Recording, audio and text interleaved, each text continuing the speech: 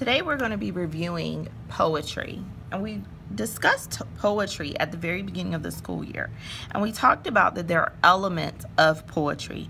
Therefore, we know elements mean parts of poetry. So we're going to use the poem Little Things, written by Ebenezer C. Brewer. We're going to look at all the elements of plot within this short poem.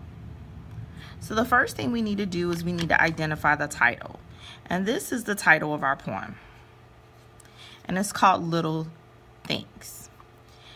Ebenezer C. Brewer is our author. And how we know this is a poem is it is organized into stanzas and lines.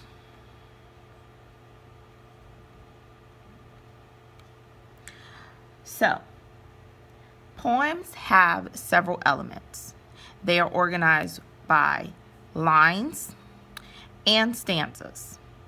They also may have rhythm or rhyme, and they also have sometimes repetition. So first, let's count how many stanzas we have. We have 1, 2 stanzas. Now within each stanza, let's count how many lines we have. 1, 2, 3, 4. 1, 2, 3, 4. So we know we have 2 stanzas, and 4 plus 4 equals 8 lines. So we have 2 stanzas,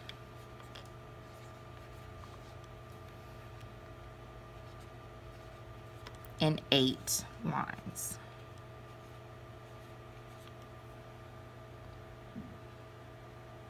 Now, let's read the poem and see if we can identify repetition or rhythm or rhyme. Little drops of water, little grains of sand, make the mighty ocean and the pleasant land. Thus the little minutes, humble though they be, make the mighty ages of eternity. So within this poem, the word little is repeated 3 times. The word mighty is repeated twice. So we see within this poem that we do have repetition. Now, let's see if we can find any rhyme or rhythm. Well, the words sand and land have rhyme because each ends with the A-N-D. So they each end with the and sound. Sand, land. But there's another example of rhythm and rhyme within this poem. The word be and eternity both end with the same ending sound. So that is how we know that these words rhyme. They both have the same ending sound. Be, eternity. Okay, so now let's look at the questions that we're being asked over our poem. Now, if we read the poem, we've already identified several elements of plot. And so our very first question asks us, how many lines and stanzas does this poem have? Well, lines and stanzas we just reviewed talks about the organization of the poem. So the author organizes the poem within 8 lines and 2 stanzas. So that's what we're going to write. We're going to write this poem has 8 lines and 2 stanzas.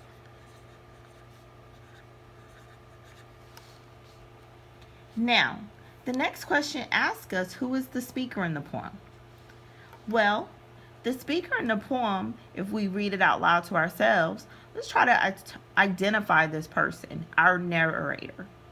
Little drops of water, little grains of sand, make the mighty ocean and the pleasant land. Thus the little minutes, humble though they be, make the mighty ages of eternity. Well, in this poem, we don't have a clear and identified speaker.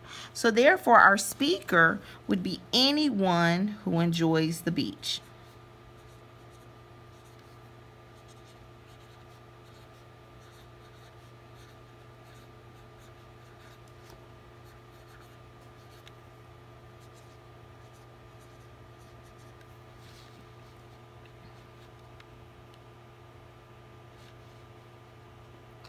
So our third question says, what is the message in this poem? Well, we know the message of the poem is the theme of the poem. So what is the theme of this poem? Little drops of water, little grains of sand, make the mighty ocean and the pleasant land. Well, the author is trying to help us see the importance of each drop of water and each grain of sand within the ocean and the land. And the land may indicate the beach. Thus the little minutes, humble though they be, make the mighty ages of eternity. So when the author is comparing the little minutes to little drops of water and the little grains of sand, they want us to focus on appreciating every minute of every day. Because just like the little drops of water and the little grains of sand that make up our ocean and our land, every minute of the day, although they may be small, which is why we see the word humble, they still make up a long time. They are an important part of our eternity.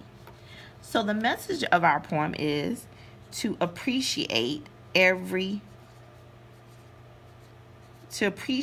small things.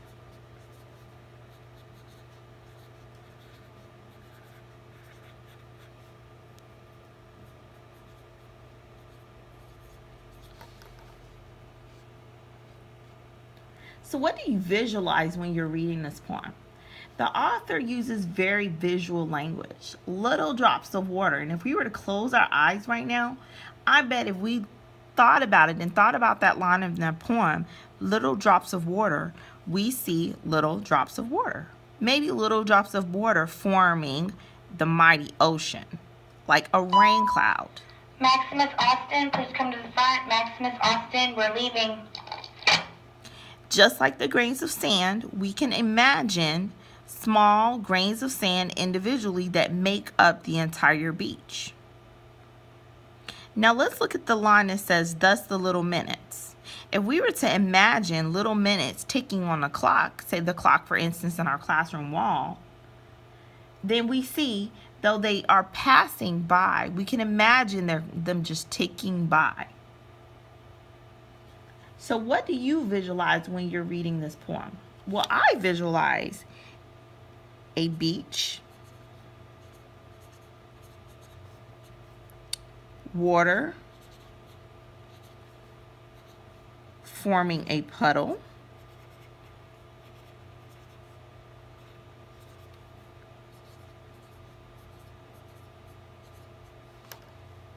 and a clock.